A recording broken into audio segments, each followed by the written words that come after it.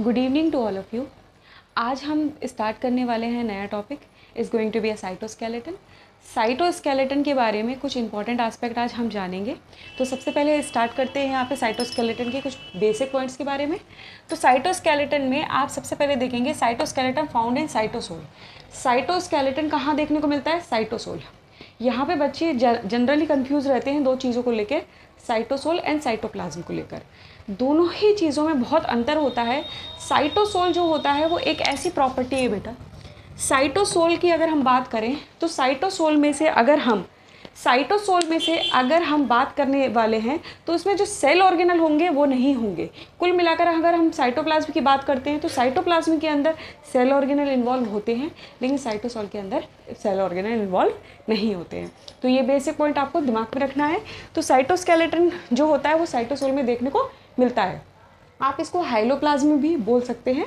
अब बात करते हैं यहाँ पे नेक्स्ट, ये इलेक्ट्रॉन माइक्रोस्कोप के थ्रू देखने को मिलता है। यहाँ पर इलेक्ट्रॉन माइक्रोस्कोप की खोज नॉलन रस्का ने की थी, ये हम पहले भी आपको बता चुके हैं।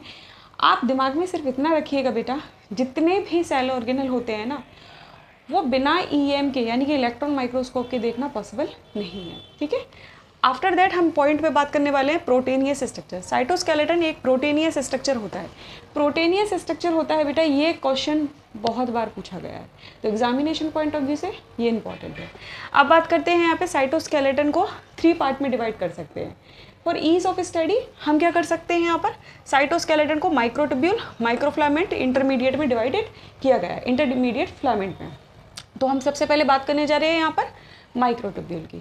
माइक्रोट्यूब्यूल होता क्या है समझने की कोशिश करते हैं। यहाँ पर माइक्रोट्यूब्यूल जो होता है वो एक ऐसा स्ट्रक्चर होता है जो ट्यूबुलिन प्रोटीन से बना होता है। अभी आपको बताया ना साइटोस्केलेटन जो होता है वो प्रोटीनियस स्ट्रक्चर का होता है।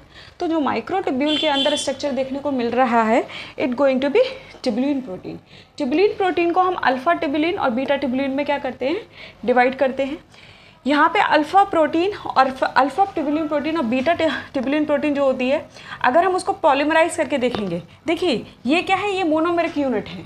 मोनोमेरिक यूनिट को जब हम पॉलीमराइज करवाएंगे तो ये क्या होगा, ये कन्वर्ट होगा माइक्रोट्यूब्यूल में। तो माइक्रोट्यूब्यूल एक पॉलीमराइज स्ट्रक्चर होता है, ठीक है। और ये पॉलीमराइज स्ट्रक्चर अल्फ़ा और बीटा ट्यूबुलिन से मिलकर बना होगा, ठीक है। तो पॉलीमराइज होगा और इसमें तकरीबन 11 से 13 प्रोटोफ्लामेंट देखने को मिलते हैं, तब जाके एक माइक्रोट्यूब्यूल बनके तैयार होगा। ओके, अब बात करते हैं यहाँ पे माइक्रोट्यूब्यूल के अरेंजमेंट के बारे में। तो अगर हम इसका अरेंजमेंट देखें तो 9+2 और 9+0 का अरेंजमेंट देखने को मिलता है।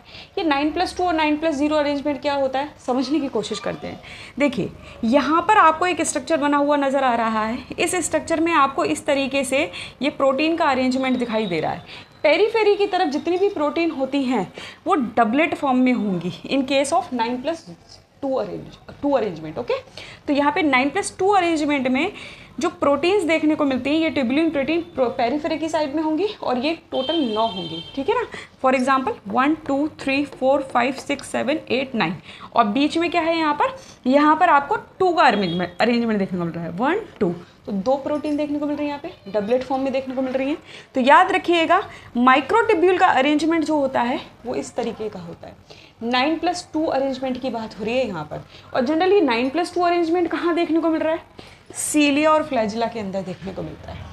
ओके, अब बात करते हैं यहाँ पे 9+0 अरेंजमेंट की। 9+0 अरेंजमेंट में आपको बीच में कोई प्रोटीन नज़र नहीं आती, दैट्स वाई हम यहाँ पे क्या बोल रहे हैं, 0 प्रोटीन है, ठीक है। उसके बाद चारों तरफ पेरीफेरी की तरफ हमको 9 ट्यूबुलिन प्रोटीन नज़र आती हैं। पर यहाँ पे अमेजिंग फैक्ट ये है कि ये ट्यूबुलिन प्रोटीन जो होती हैं ट्रिपलेट फॉर्म में होती हैं। किस फॉर्म में होंगे, ट्रिपलेट फॉर्म में। यानी कि यहाँ पे आपको दिखाई दे रहा है ना 1 2 इस तरीके से नज़र आ रही है, यहाँ पे 1 2 3 इस तरीके से नज़र आएंगी। ओके, और यहाँ पे कैसे नज़र आएंगी, डबलेट फॉर्म में नज़र आएंगी। तो ये एक बेसिक डिफरेंस है दोनों के बीच में 9+2 और 9+0 अरेंजमेंट के अंदर। 9+0 अरेंजमेंट जनरली सेंट्रियोल में देखने को मिलता है।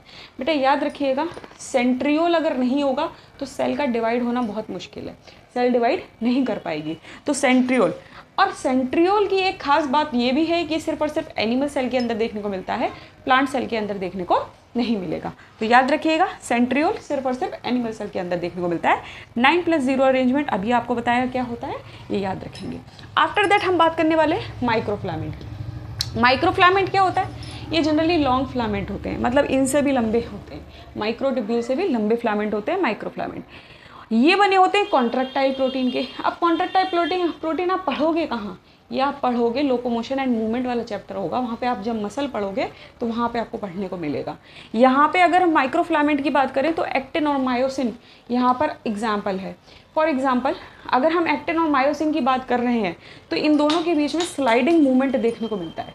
स्लाइडिंग मूवमेंट समझ रहे हैं आप ऐसे याद रखिएगा, मायोसिन यानी कि मोटा, थिक, और एक्टिन मतलब थिन।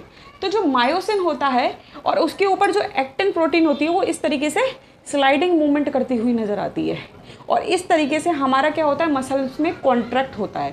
दैट्स वाई इनको हम क्या बोल रहे हैं, कॉन्ट्रैक्टाइल प्रोटीन बोल रहे हैं। तो एक्टिन और मायोसिन कॉन्ट्रैक्टाइल प्रोटीन कही जाती है क्योंकि मसल्स को कॉन्ट्रैक्ट करने में क्या कर रही हैं, ये हेल्प कर रही हैं। ओके, अब बात करते हैं कॉन्ट्रैक्टाइल मूवमेंट में मूवमेंट ऑफ मसल फाइबर। तो यहाँ पे कॉन्ट्रैक्टाइल और movement of muscle fibre muscles में ही तो देखने को मिल रहा है ये सारी चीज़ें। तो याद रखिएगा माइक्रोफिलामेंट की एग्जाम्पल दो बहुत इंपॉर्टेंट है। अब बात करने जा रहे हैं यहाँ पे हम बेटा, माइक्रोट्यूब्यूल में एक पॉइंट छूट गया था, that is going to be its function. तो पहले फंक्शन की बात कर लेंगे। ये मैकेनिकल सपोर्ट देता है सेल को, उसके अलावा शेप प्रोवाइड करवा देता है सेल को।